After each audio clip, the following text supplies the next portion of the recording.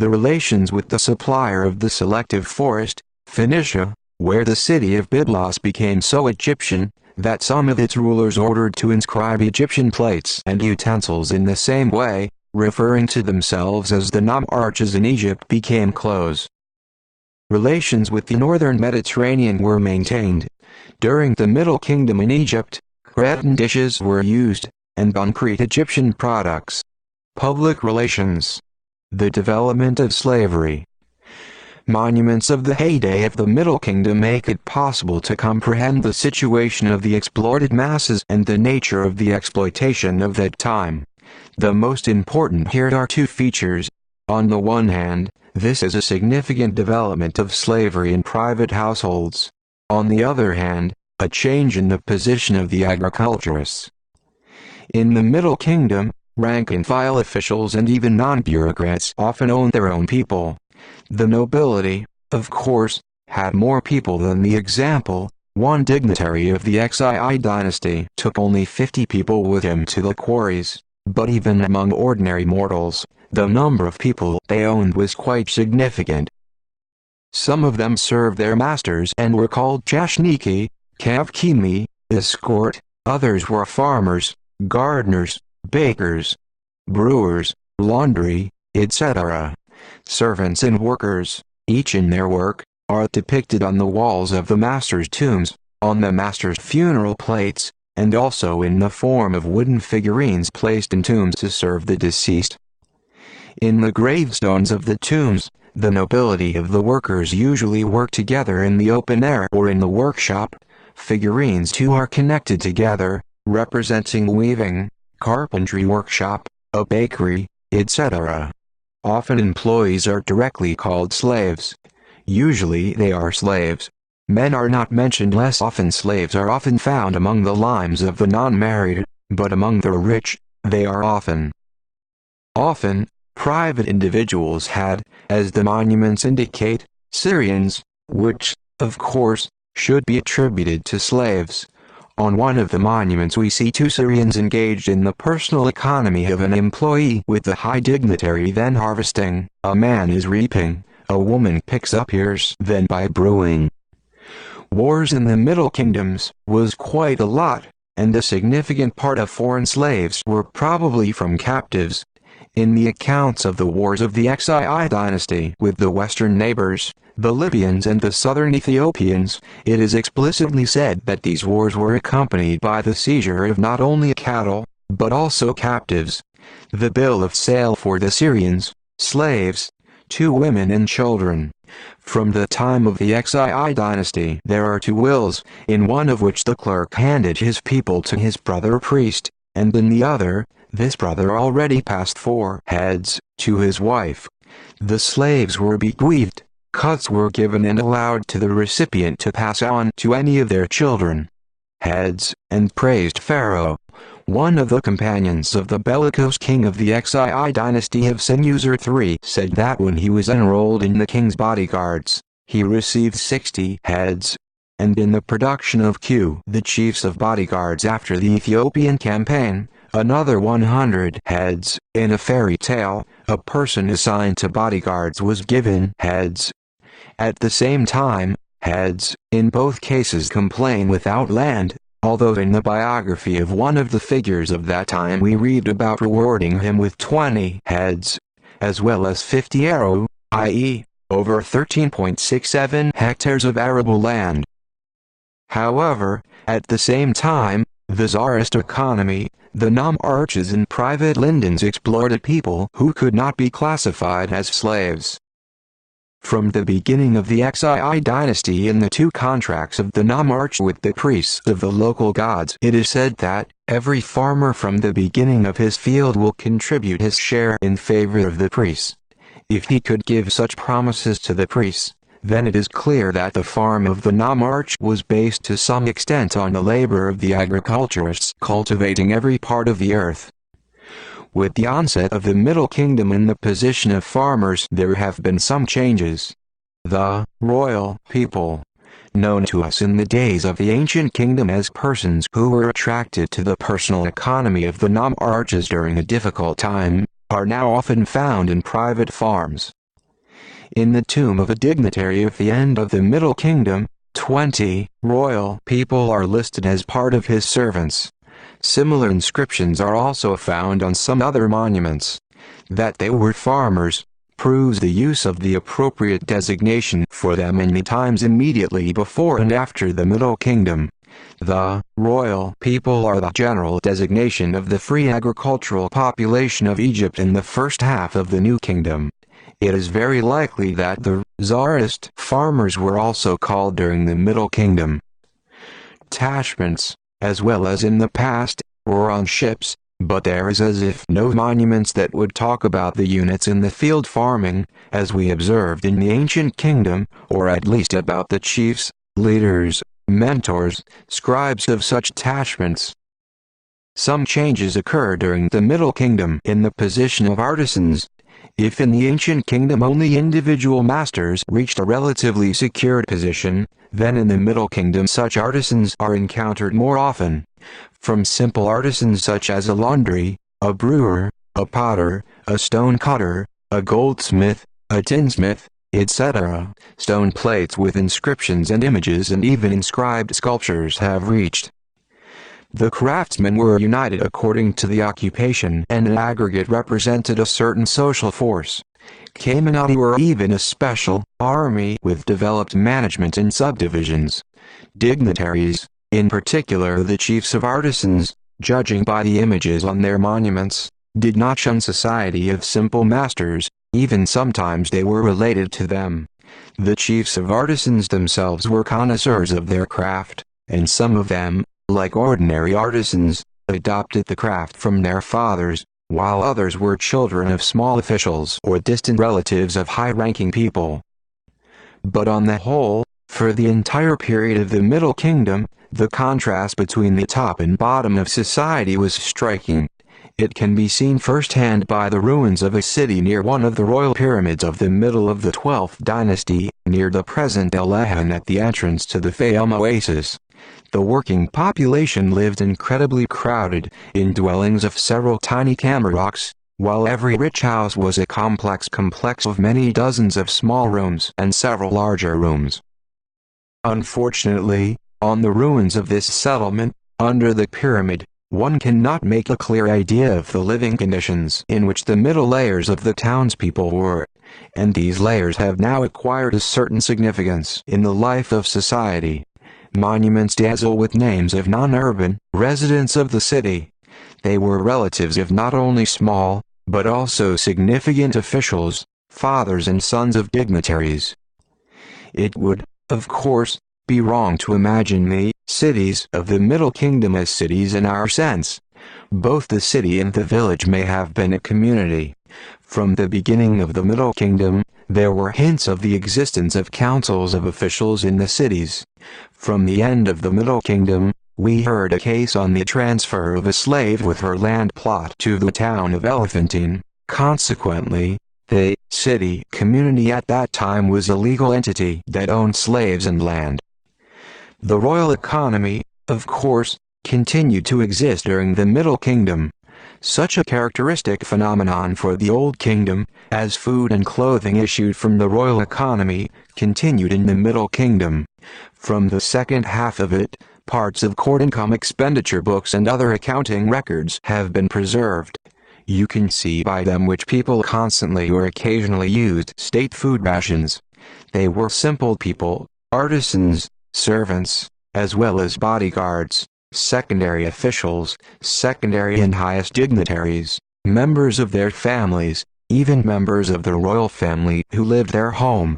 The persons who were at the temple also received food from the royal household.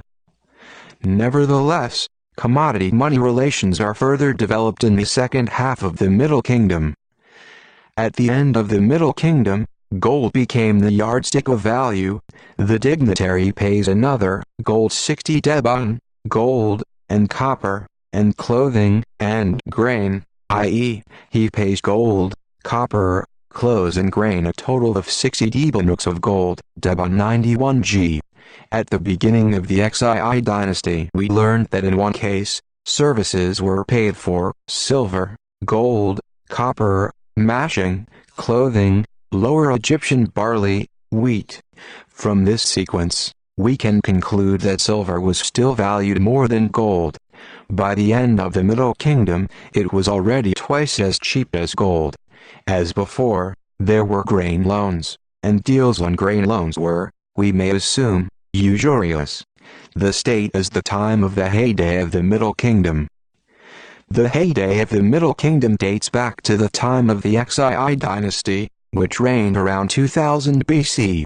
and had strong authority until the beginning of the X8th century BC. For more than 2 centuries, only 8 pharaohs have changed. Amenemhat I, Senusert I, Amenemhat II, Senport II and III, Amenemhetians III and IV, Pharaoh Amenephuzbek. Amenemhat I settled not in the Theban region, but in the north, at the border of Upper and Lower Egypt, in the fortress, meaningfully called, capturing both lands. Itaoui. This fortress became the capital of the Xii dynasty. It was located not far from the ancient Memphis, near the present village of Lisht, and a little to the south was the land of the lake, the present Fayum, where in the Xii dynasty, as it was said, by the lake, large areas of fertile land were taken by drying, and a new, rich fertile land district.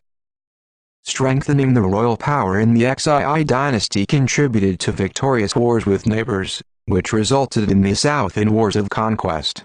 Ethiopia, whose gold mines were now well known and attracted the Egyptian conquerors, was attacked by the Egyptians under the first 2 kings of the new dynasty. However, the final subordination of northern Ethiopia occurred under Senusert III. Several campaigns and the creation of powerful fortresses from the second thresholds of the Nile consolidated northern Ethiopia behind Egypt. Access to foreign Ethiopians in the newly acquired possessions of the pharaoh was allowed only for trade or in the order of the embassy. About the same Senusert III, it is known that he went to war against Palestine. It is not clear, however, to what extent such an invasion was accompanied by the subordination of this country.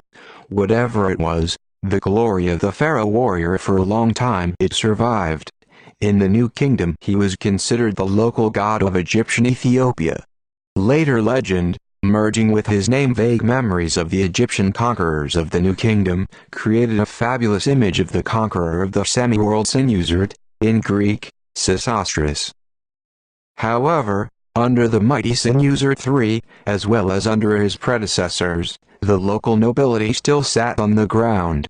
Although the other one was placed in his area by the Tsar, a case is known when the region was deliberately cut out for one king's companion. The power of the nomarch was hereditary, passed from father to son or from grandfather by mother to grandson, and the Tsar merely claimed the new ruler. One nomarch painted in his tomb 59 proprietary ancestors. Even under Senusert I, the nomarch could conduct the chronology not only according to the Tsarist years, but also his own rule. Usually the nomarches were at the same time heads of the local priesthood and themselves were the supreme priests of local deities. The nomarches led the army of their region. They ruled in their names as arable land, and there was a herd of the king. Taxes in favor of the royal house passed through their hands. Although the house of the nomarch, as an official in his father's house, as well as the herd of the king and the herd of the nomarch, were strictly different, yet the nomarches were and still were powerful people under the Xii dynasty. Strength and wealth of them not only did not decrease, but, on the contrary, increased until the time of the reign of Pharaoh Amenemhat III.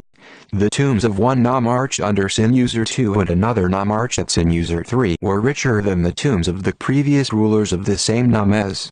In the tomb of the second nomarch, a contemporary of Senusert III, depicts the delivery from the nearby quarries to the capital of the region of the alabaster sculpture of the nomarch, up to 7 meters high.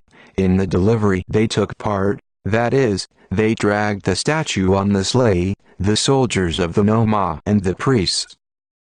Along with the nomarches, the court, the service nobility, was of great importance, which was the main support of the new pharaohs.